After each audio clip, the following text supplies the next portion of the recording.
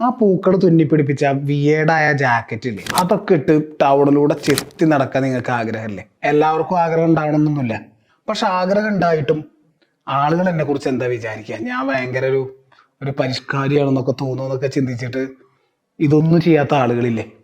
അവനവന് തോന്നുന്ന പലതും ആളുകൾ എന്താ വിചാരിക്കുക എന്നൊക്കെ ചിന്തിച്ചിട്ട് വേണ്ട വെച്ച ആളുകളില്ലേ? എന്നിട്ട് ഈ സമൂഹത്തിന് വേണ്ട, ആളുകൾക്ക് വേണ്ട കുറേ കാര്യങ്ങളുണ്ടല്ലോ, ഇതാണ് സക്സസ്, ഇത് നേടണം, ഇത് ഈ പ്രായത്തിൽ നേടണം എന്നൊക്കെ പറഞ്ഞ കാര്യങ്ങൾക്ക് വേണ്ടി ഓടുന്ന ആളുകളില്ലേ? എനിക്ക് അവരോട് പറയാനുള്ളൊരു കാര്യം, ആരും നമ്മളെ കെയർ ചെയ്യുന്നൊന്നുമില്ല.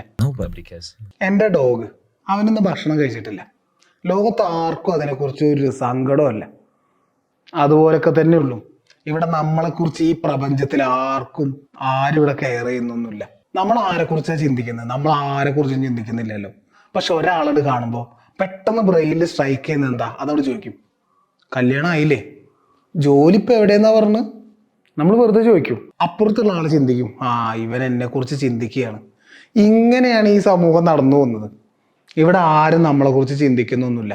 ഇവിടെ ആരും നമ്മളെ കെയർ ചെയ്യുന്നുമില്ല. ഒരു സിംപ്ലിസിറ്റി ട്രൈ ചെയ്യാൻ വേണ്ടിയിട്ട് അയൽവക്കത്തെ കല്യാണത്തിന് നമ്മളൊരു സ്ലിപ്പറൊക്കെ ഇട്ടിട്ട് പോകുന്നു വിചാരിക്കുക, എന്തെങ്കിലും ഒരു വെറൈറ്റി ഡ്രസ്സൊക്കെ ധരിച്ച് പോകുന്നു വിചാരിക്കുക. നമ്മൾ വിചാരിക്കുക ആളുകളൊക്കെ അത് ശ്രദ്ധിച്ച് നമ്മളെങ്ങനെ നോക്കുന്നു. 1, 2, 3, 4 ആള് ചോദിച്ചാൽ ഭാഗ്യം. ചുരുക്കി പറഞ്ഞാൽ അത്രയൊക്കെ ആളെ നമ്മൾ ശ്രദ്ധിക്കുന്നുള്ളൂ. അതേപോലെ ഒരു 4 വർഷം മുൻപ് നമ്മൾ ഓഫീസിൽ നമ്മൾ എന്തോ മണ്ടത്തരങ്ങൾ, അത് സ്ഥിരമാണല്ലോ, നമ്മൾ മണ്ടത്തരങ്ങൾ നമ്മൾ ചെയ്യും, ഇൻക്ലൂഡിങ് മീ. അതിൽ അവിടെയുള്ള ആരൊക്കെയോ കളിയാക്കി. അതൊരു വിഷമായിട്ട് ഇപ്പോഴും ആലോചിക്കുമ്പോൾ നെഞ്ചിലൊരു വേദന ഉണ്ട്.